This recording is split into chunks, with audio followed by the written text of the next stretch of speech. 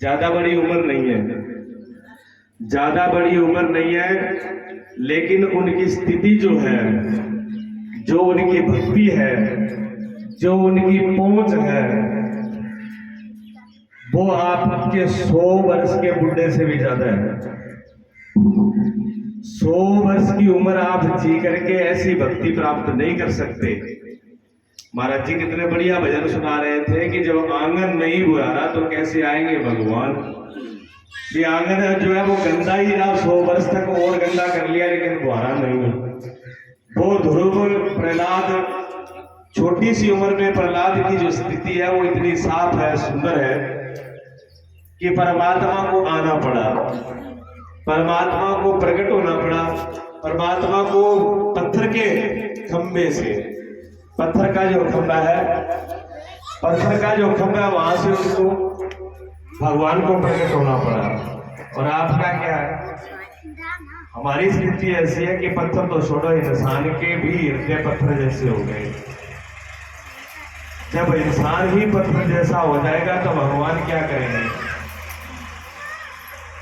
प्रहलाद की स्थिति ऐसी है कि जिनका हृदय इतना कोमल है, इतना पवित्र है, इतना सुंदर है कि भगवान पत्थर की भी सीमा को तोड़ दिया। ऐसे परमात्मा की ये प्रत्यक्ष रूप से करके दिखाया है। इनको पीछे ले जाओ, उठा के पीछे ले जाओ, खड़े हो जाओ आप।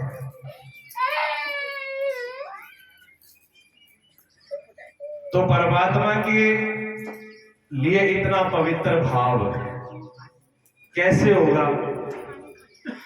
आंगन नहीं भरा, हृदय साफ नहीं है, पवित्रता नहीं है, कोमलता नहीं है, तो कैसे आएगी।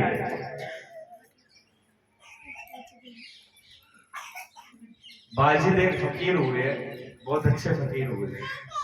उनके पास एक बहुत बड़ा धनपति आदमी पहुंचा। उन्होंने कहा कि ये जो धन है ना, ये धन अहम पैदा करता है, अहंकार पैदा करता है। ये धन भगवान की भक्ति में लगने नहीं देता, ये परिवार भगवान की भक्ति में लगने नहीं देता, ये जो संसार की उलझन है ये परमात्मा की तरफ जाने नहीं देती। तो पटक दो जाकर के गुरु के चरणों में। तो बाजिद के चरणों में उसने धन जाना, जितना धन था सब हीरे ज्वारात पैसे सब वहीं डाल दी पोटली। उन्हें कहा, लो गुरुजी आज मैंने सब कुछ त्याग दिया, अब तो मुझे परमात्मा मिलने में दिक्कत नहीं है। बाजिद ने कहा कि अभी जो त्याग तुमने किया है ना, ये त्याग आधा है, पूरा नहीं है। कैसे? इस त्याग का भी त्याग करना पड़ेगा।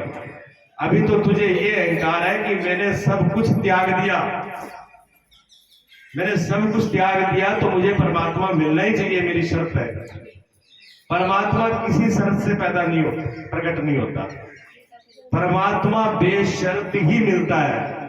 अगर आप शर्त लगाओगे कि मैंने ये कर दिया तो परमात्मा मिले, मैंने ये कर दिया अब तो मुझे मिलना ही चाहिए, परमात्मा कभी नहीं मिलेगा। गुरु ने कहा कि नहीं, आपने सब कुछ दे दिया, इसका भी त्याग करना पड़ेगा। उसने कहा, महाराज इसका त्याग कैसे होगा, हम तो इतना ही जानते थे, इतना कर दिया। तो उन्होंने कहा, ऐसे कर, तू बहुत बड़ा सेठ है, बहुत बड़ा धनपति है, ये झाड़ू पड़ा, ये झाड़ू उठा, और झाड़ू आश्रम में नहीं लगाना, पूरे गांव की गलियों में लगा के आना है। उसने कहा, महाराज इससे तो ये ठीक था, इसमें तो मुझे बड़ी दिक्कत हो रही है, पीड़ा हो रही है। मैं इतना बड़ा धनी आदमी हूं, मेरा इतना बड़ा नाम है, और मैं गलियों में झाड़ू लगाने जाऊंगा। गुरु ने कहा, बस यही भजन है, अगर ये भजन नहीं कर पाओगे तो आप सफल नहीं होंगे, ये भजन है। अच्छा, झाड़ू लगाना भजन होता है? झाड़ू लगाने से भी क्या भगवान मिलते हैं? प्रमाण है, सबरी को मिले थे, झाड़ू लगाने वाले को मिले थे। ऐसे और भी प्रमाण है, झाड़ू लगाने वाले को भगवान मिल गए। हो सकता है कि घंटी बजाने वाले को ना मिले, आरती थाली वाले को ना मिले, ये हो सकता है। मैं ये नहीं कह रहा हूं मिलते नहीं है, पर हो सकता है कि न मिले। लेकिन जिसके अंदर अहम न रहा हो, जिसके अंदर अहंकार न रहा हो, जिसके अंदर सेवा का भाव पूर्ण आ गया हो। ये सेवा क्या है? जो आप सेवा कर रही है, माताएं सुबह से लेकर शाम तक सेवा करती हैं, छोटे छोटे बच्चे, बड़े जवान। देखो अभी युवा लड़के हैं जो सेवा कर रहे हैं आश्रम में, स्कूल का भी काम देख रहे हैं, ट्यूशन भी जाना है, लाइब्रेरी भी जाना है, पेपर भी दे रहे हैं उन्होंने, फिर भी वो समय निकाल करके सेवा कर रहे हैं। ये छोटा काम नहीं है, बहुत बड़ा भजन है ये बड़ा भजन है। इससे हृदय पवित्र होगा, इससे हृदय निर्मल होगा, इससे परमात्मा की कृपा आएगी। कोई इनको व्यर्थ मत समझो, कोई भी चीज व्यर्थ नहीं है। या जो कुछ भी हुआ किया जा रहा है, जो कुछ भी किया जा रहा है, सुबह उठ करके सेवा होती है, सबसे पहले झाड़ू। हमारे मनफल जी बैठे हैं सामने, 70 साल से ज्यादा बनता है जैसे उम्र हो गई उनकी। 5 बजे डेली यहाँ पर झाड़ू लगाने आश्रम में पहुंचते हैं, और उनके साथ में 4-5 भागराम जी और भी 2-3 साथी होते हैं। ये 4-5 लोगों का डेली का नियम है। ये सेवा क्या छोटी है इतनी उम्र के अंदर? कई बार मैं सोचता हूँ इतनी उम्र में घर का काम, पूरे घर का काम, फिर भी 5 बजे नहा धो करके आके और झाड़ू लगा करके फिर चाय बना के गुरु जी का भोग लगाना, नियम करना, ये साधना है, ये भजन है। देखो दूसरे से सीखा जाता है। ये कथा क्यों सुनाई जा रही है? प्रहलाद जी की कथा से हमको सीखना है कि इतनी छोटी उम्र में भगवान कैसे मिल गए उनको। छोटी उम्र अभी इस शरीर की है, लेकिन जो पीछे से करके आ रहे हैं उनका क्या होगा? जो इतनी उम्र में अभी कर रहे हैं, वृद्ध अवस्था हो गई। वो यूपी से आए हुए एक बाबा बैठे हैं, 85 साल की उम्र है। हम तो ताजा पानी निकाल के नहाते हैं, नीचे नल से वो गर्म होता है, वो पानी ताजा नहीं निकालते। सुबह 20 ऊपर टैंकी वाले पानी से नहाते हैं सुबह, और 2:30 बजे उठ जाते हैं, 2:30 बजे रात को उठ जाते हैं, 3 बजे 20 चला ही नहा लेते हैं। मैंने उनको रोका, मैं थोड़ा सा लेट नहा लिया करो, दिन में 2 बार नहा लेंगे, 4 बार पैर धोएंगे पूरे दिन तक। इतना नियम, पूरा साफ सफाई का नियम, भजन का नियम, इतनी उम्र के अंदर। पहली बात तो ऐसों का कल्याण हो ही जाता है। अगर थोड़ी बहुत कमी रह गई तो आगे चल के वही दुर्मोह प्रहलाद बनते हैं। ये पीछे की भक्ति है उनकी, ये पीछे की भक्ति है। जो आप व्यर्थ नहीं जाएगा कुछ भी, आप जो कुछ कर रहे हो, थोड़ी बहुत कमी रह गई तो वहीं से बचपन में ही भगवान तैयार है। ऐसे भगवान ही मिलते बचपन में, ये पीछे की कमाई है। प्रहलाद जी की भी पीछे की कमाई है, ऐसे आप लोगों की भी पीछे की कमाई है। कमाई नष्ट नहीं होगी, ये कमाई हमेशा बरकरार रहेगी जो भी की है। सुबह यज्ञ होता है, यज्ञ का छोटा मोटा फल नहीं है, यज्ञ का फल बहुत बड़ा है। यज्ञ से सब कामनाएं पूर्ण होती है, यज्ञ से हृदय पवित्र होता है, यज्ञ से आपको जो गृहस्थी में चाहिए वो चीजों की उपलब्धि होती है। मुझे यज्ञ से क्या लेना देना? मैं जितना ये प्रयास करता हूँ ये सब आपके प्रयास के लिए होता है। फायदा उठाना न उठाना वो आपकी बात है। एक विशेष बात बता रहा हूँ यज्ञ की बात को, विशेष बात आपको यज्ञ की बता रहा हूँ। चाहे यज्ञ में किसी ने 1 लाख खर्च किया हो, चाहे यज्ञ के अंदर किसी ने 1 रुपया खर्च किया हो, उन दोनों का फल बराबर है। ये बात नोट कर लेना। आप ये मत सोचना कि किसी ने बहुत दान किया यज्ञ में उसको ज्यादा मिले और कम वाले को नहीं, उसमें बराबर है। दूसरी बात सुन लीजिए, यज्ञ में पूरे जो पूरा खर्च करके पूरा लगा हुआ है उसको भी उतना ही फल मिलेगा।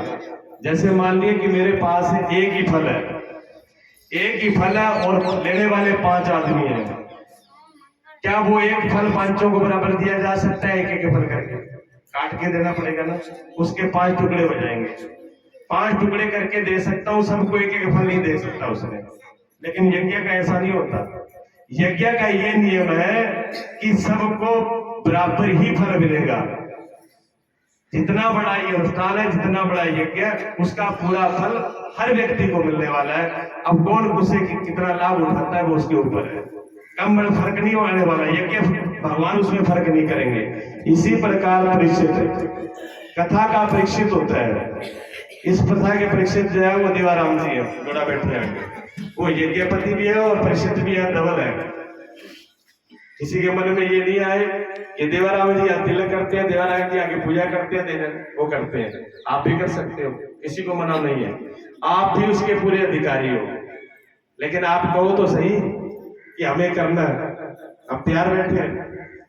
वो तैयार होते हैं, उसका नियम रखना पड़ता है, खर्चा भी करना पड़ता है। ये सुबह जो पूजन करवाते हैं 200-400 रुपए तो डेली खर्च कर देते हैं पूजन में। ये भाव की बात है उनकी, कोई जबरदस्ती नहीं है। जिसके भी भाव हो, ये नहीं सोचे कि इनको आगे रखा है ना, ये गलत भाव है, ये अहम का भाव है। जिसका भाव हो, किसी का 1 रुपए का, किसी का 10 का, किसी का 1000 का, पैसों से अनुष्ठान में भगवान क्या नहीं तोला जाता। भगवान के लिए सिर्फ भाव चाहिए। भाव प्रहलाद जैसा ही चाहिए, सब कुछ अर्पण कर दे, सब कुछ सौंप दे, तो भगवान सब कुछ देने के लिए तैयार है। तो यज्ञ के अंदर परीक्षित के भाव से अगर आप सुनोगे कथा तो इसका भी पूरा लाभ है। और यज्ञ में जो भी जितनी टाइम दे सकता है, जितनी आहुति देता है, उसको भी उसका फल मिलने वाला है। लेना आपको है, बताना और करना मेरा फर्ज है। बताने में कमी हम रखेंगे नहीं, उसको करना आपके हाथ में है। और जबरदस्ती भी किसी के साथ नहीं है। जबरदस्ती का सौदा परमात्मा के यहाँ पे नहीं होता, सेवा के यहाँ पे नहीं होता, संतों गुरुओं के यहाँ जबरदस्ती नहीं होती। भगवान का श्रद्धा, प्रेम और विश्वास का रास्ता है। यहाँ जितनी श्रद्धा विश्वास होती है उसी के रास्ते से चलता है। तो शायद टाइम हो रहा है, महाराज जी का बीच में बैग रखवा दिया इन्होंने। बोलिए सतगुरुदेव भगवान की जय।